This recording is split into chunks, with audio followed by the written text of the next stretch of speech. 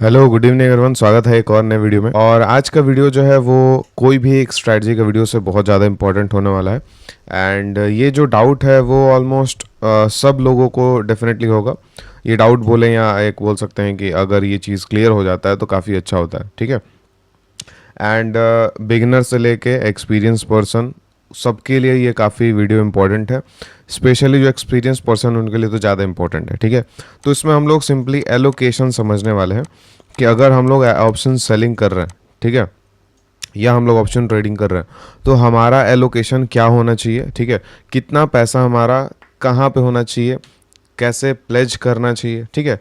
And सब कुछ हम लोग इस वीडियो में डिस्कस करने वाले हैं। क्या रिटर्न हम लोग को बन सकता है ये सारी चीज़ें करने से, मतलब क्या एक्स्ट्रा रिटर्न हमारा बन सकता है, ठीक है। तो हम लोग देखेंगे कि कितना एक्स्ट्रा रिटर्न हम लोग बना सकते हैं ऑप्शन सेलिंग के अलावा बिना कुछ किए, ठीक है। इसमें हम लोग बिना कुछ किए का डिस्कस करेंगे, ठीक है।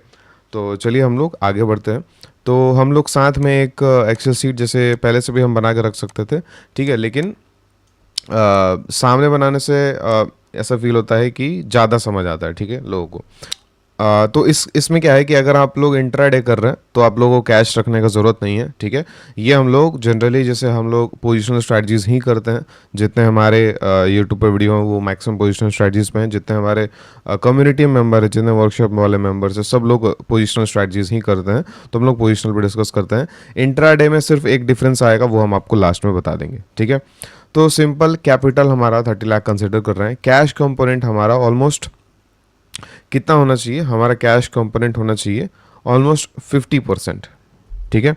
मतलब 0.5% हमारा 30 लाख का 15 लाख हम लोग को कैश कंपोनेंट में होना चाहिए, ठीक है। अब कैश कंपोनेंट में कहाँ पर हम लोग इन्वेस्ट कर सकते हैं, ठीक है, मतलब सेफेस्ट अगर हम तरीका बताएं। यहाँ पे अब हम लोग को कैश कंपोनेंट में 1.5 लाख हो चुका है। अब यहाँ पे हम लोग दो तीन चीज़ों में इन्वेस्ट कर सकते हैं। अभी एक ज़ेरोधा का ETF आया है, ठीक है, तो वो हम लोग कर सकते हैं। लिक्विड केस करके है, लिक्विड केस मेरा फेवरेट है। स्टार्टिंग में जो लिखेंगे वो मेरा फेवरेट है। उसके बाद डेट फंड, इसमें क्या है कि ETF है। तो ETF में क्या है कि तुरंत हम लोग बाइंग एंड सेलिंग कर सकते हैं। अगर हमको अगर हमको लिक्विड केस से तुरंत मान लीजिए कि हमको कुछ पैसा तुरंत अभी के अभी चाहिए एंड हम लोग कहीं इन्वेस्ट करना चाहते हैं, कोई अगर हमको ETF अच्छा लगा है इक्विटी में, उसमें इन्वेस्ट करना चाहते हैं तो उसमें हम लोग कर सकते हैं, ठीक है। अब हमारा जो रिमेनिंग अमाउंट है, ठीक है, रिमेनिंग अमाउंट हम लोग इक्विटी में इन्वेस्ट करेंगे, या इक्विटी बोले तो या ETF और म्यूचुअल फंड्स, ठीक है। तो यहाँ पे हम लोग ETF एंड म्यूचुअल फंड्स ही लिख देते हैं, ETF और म्यूचुअल फंड्स, ठीक है।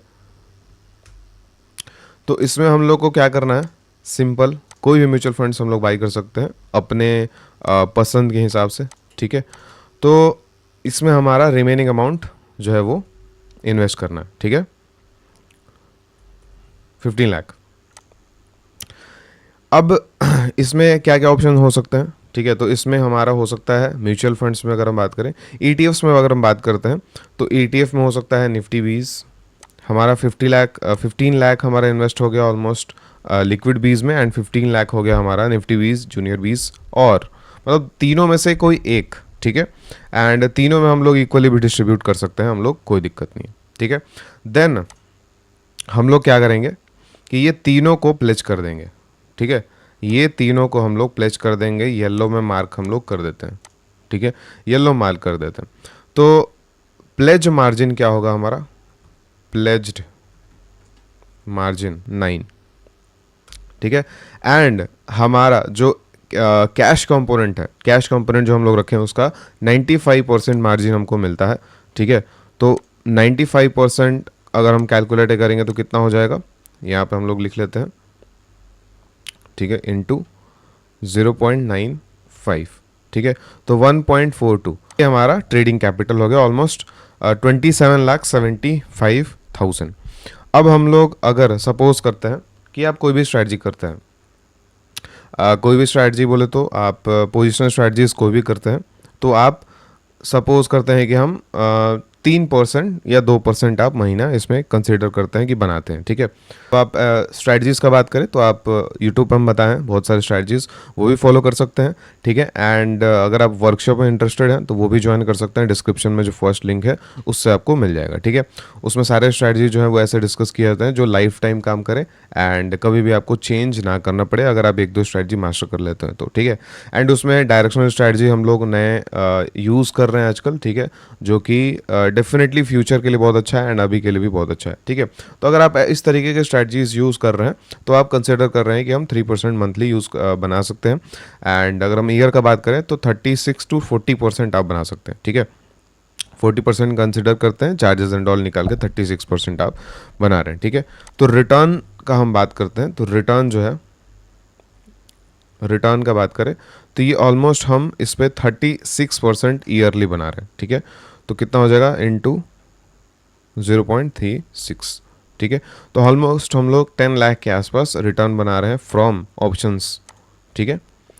रिटर्न फ्रॉम ऑप्शंस लिख देते हैं ओपी, तो ये हमारा 1 लाख के आसपास रिटर्न हो गया।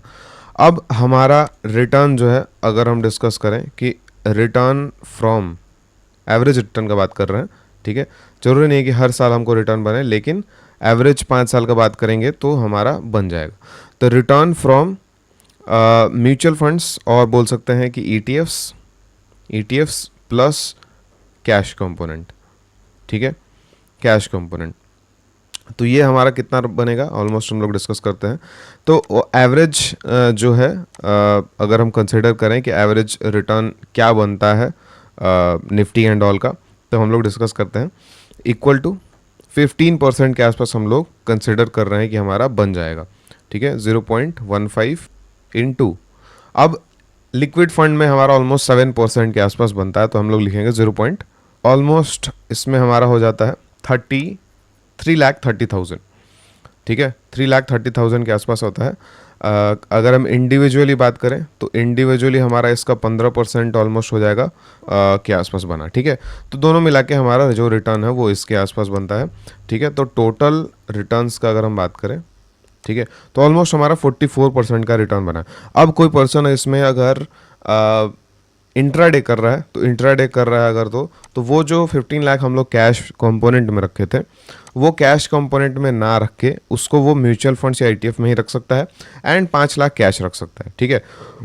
तो उससे क्या होगा उसका कि हर साल कैश कंपोनेंट से जो 1 लाख बन रहा है एंड ईटीएफ म्यूचुअल फंड से जो 2,25,000 बन रहा है, ठीक है, उसमें क्या होगा कि इसका थोड़ा सा रिटर्न इसमें ज़्यादा बनेगा, ठीक है, क्योंकि वो कैश कंपोनेंट में नहीं रखा है, छोटा मोटा कैश रखेगा सिर्फ सेटल करने के लिए, ठीक है। लेकिन लॉन्ग टर्म में ये एलोकेशन ज़्यादा बेटर होता है इंट्राडे के मुकाबले। रीज़न ये है कि अगर सपोज कीजिए कि ईटीएफ में हमका 15 लाख का इन्वेस्टमेंट है एंड मार्केट क्रैश कर जाता है, ठीक है, मार्केट क्रैश कर जाता है, तो उस समय क्या होगा, आपका ओवरऑल कैपिटल भी डिक्रीज होगा, ट्रेडेबल कैपिटल, ठीक है। तो उस टाइम पे अपॉर्चुनिटी वाइज अगर हम बात करें तो अपॉर्चुनिटी फिर आपको ऑप्शंस में ज़्यादा अच्छा अपॉर्चुनिटी मिल रहा होगा या आपको अपॉर्चुनिटी इक्विटी में ज़्यादा अच्छा मिल रहा होगा जब मार्केट क्रैश करता है, तो डेफिनेटली इक्विटी में।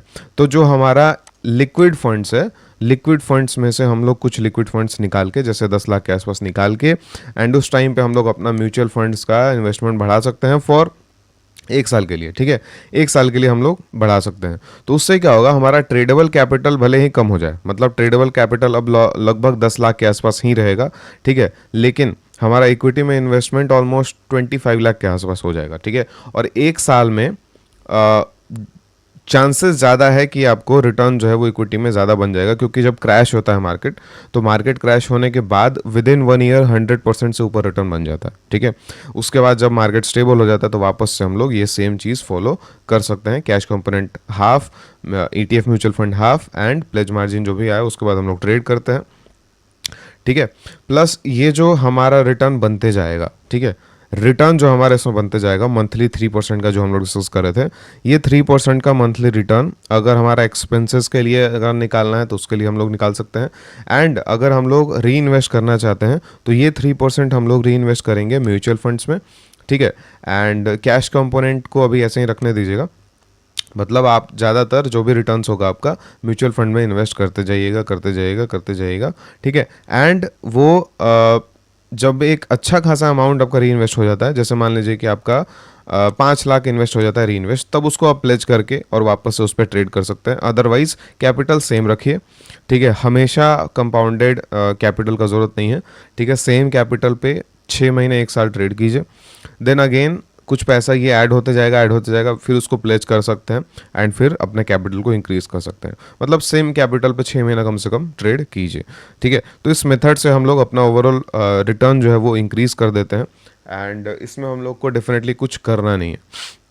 इसमें सिंपल हम लोग ETFs उठा रहे हैं, म्यूचुअल फंड्स उठा रहे हैं, 50% कैश रखे हैं एंड उसके बेसिस पे हम लोग ट्रेड कर रहे हैं। अब कैश रखना का फ़ायदा आपको समझ आ गया होगा।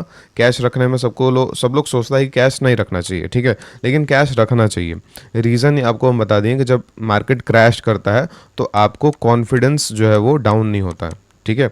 आपका कॉन्फिडेंस डाउन तब हो जाएगा जब आपका फुल कैपिटल पे मार्केट क्रैश हो जाए। आपका 50% कैपिटल पे मार्केट क्रैश हुआ है तो आप जब मन तब उसको एवरेज कर सकते हैं एंड बाकी सब पार्टिसिपेंट्स है, जो बाकी सब के मार्केट पार्टिसिपेंट्स है, उनसे पहले और उनसे ज़्यादा आप रिटर्न बना सकते हैं, ठीक है। तो इसीलिए कैश रखने का भी इम्पोर्टेंस है एंड ये एलोकेशन में कैश का भी नीड है। अगर नीड नहीं रहता तब हम लोग सोचते कि कैश रखें या ना रखें, लेकिन इसमें नीड है तो डेफिनेटली इसमें रखना पड़ेगा। एंड इसके अलावा जैसे अगर हम जैसे मान लीजिए कि आपका ड्रॉडाउन 30 लाख के आसपास है और ड्रॉडाउन आपका 10% के आसपास जनरली आप लेके चलते हैं, ठीक है। तो 3 लाख जो है वो एडिशनल कैश, मतलब कैश कंपोनेंट नहीं, कैश अपने डीमैट में रखिएगा। रीज़न ये है कि जैसे 1-2 महीने का प्रॉफिट हमेशा अपने कैश रखिएगा, क्योंकि जब अगर सपोज कीजिए कि लॉस होता है तो लॉस होने से आपका कैश कंपोनेंट में से पैसा निकले नहीं, ठीक है, सेटलमेंट होने के लिए आपका जो कैश रखा हुआ है उसी से सेटल हो जाए, इसीलिए हम लोग एडिशनल 2-3 लाख रुपए हम लोग रखेंगे, ठीक है। तो इसलिए ये छोटा मोटा पैसा हम लोग रख सकते हैं। जितना भी हमारा ड्रॉडाउन है, ड्रॉडाउन का आधा भी रख सकते हैं, ठीक है। जैसे जैसे ड्रॉडाउन बढ़ेगा वैसे वैसे आप कैश ऐड कर सकते हैं, तो ये कोई बड़ा कंसर्न नहीं है, ठीक है। तो ये हमारा पूरा एलोकेशन का ये हमारा समझ था, ठीक है। अब इसमें हम लोग रिटर्न्स बढ़ाने के लिए जो ETFs वाले हैं, ठीक है, ETFs को हम लोग सिर्फ निफ्टी बीज और जूनियर बीज में बाई कर रहे हैं ना, ठीक है। इसका अगर हम रिटर्न और बढ़ाना चाहते हैं तो हम लोग ETFs को सेक्टर रोटेशन के बेसिस पे, जैसे मार्केट में जैसे इक्विटी का जिसको नॉलेज है, ठीक है, वो क्या कर सकता है कि जिस पर्टिकुलर टाइम पे आपको लगता है कि ये सेक्टर बेटर काम करेगा, ये काफ़ी रिस्की है डेफिनेटली, ठीक है। जिसको नॉलेज नहीं है वो बिल्कुल मत कीजिएगा, जिसको 100% नॉलेज है इक्विटी का वही कर सकता है, ठीक है। कि वो 1-2 साल के लिए उसको अगर लग रहा है कि ये सेक्टर बेटर परफॉर्म करेगा कंपेयर टू निफ्टी या कंपेयर टू जूनियर बीस, तो हम लोग उस पर्टिकुलर सेक्टर में या उस पर्टिकुलर ETF में हम लोग डाल के 1-2 साल के लिए छोड़ सकते हैं, ठीक है। जैसे लास्ट फ्यू इयर्स में फार्मा और रियलिटी अच्छा कर रहे थे, ठीक है। तो जिसको नॉलेज था वो तो कर सकता था और वो फार्मा रियलिटी में 100% बना सकता था, ठीक है। लेकिन जिसको नहीं था वो अगर गलत सेक्टर में बैठ जाएगा, जैसे IT में बैठ जाता, तो डेफिनेटली वो जूनियर बीस से कम ही रिटर्न बनाता, ठीक है। इसीलिए जिसको 100% नॉलेज नहीं है वो डेफिनेटली इस चीज़ को ना करें। जिसको है वो सोच सकते हैं करने का, ठीक है, लेकिन वो भी एक अलग टेंशन है, तो हम लोग उसको एज इट इज़ कर सकते हैं एंड अपना जो भी दिमाग लगाना है वो हम लोग ऑप्शंस में लगा सकते हैं, ठीक है। प्लस दूसरा चीज़, आप लोग ऑप्शंस जब भी कर रहे हैं तो प्रॉपर एक हेज स्ट्रैटेजीज कीजिए, अनहेज स्ट्रैटेजीज कभी मत कीजिए, ठीक है। आपका जो भी एक्सपेक्टेशन है ये तभी आपका मीट हो पाएगा जब आप एक प्रॉपरली हेज स्ट्रैटेजीज कर रहे हैं, ठीक है, जो कि हम अपने वर्कशॉप में बताते हैं, ठीक है। अगर आप इंटरेस्टेड है तो आप लोग उसको ज्वाइन कर सकते हैं, ठीक है। तो रीज़न ये है कि लॉन्ग टर्म में अगर हमको प्रॉफिटेबल रहना है तो हम लोग को बड़ा लॉस कभी नहीं देना, ठीक है। एंड आप सोच के चल देखिए, अगर हमारा लॉस ही फिक्स हो जाए 2% 3% हफ्ते का, मतलब उससे ज़्यादा लॉस हो ही नहीं सकता चाहे मार्केट कहीं भी चले जाए, ठीक है। तो उस केस में हमारा डेफिनेटली लंबे समय में प्रॉफिटेबल रहने का, सस्टेनेबल रहने का ज़्यादा चांसेस है। क्यों? क्योंकि हम लोग किसी भी वीक में बड़ा लॉस नहीं देंगे, ठीक है।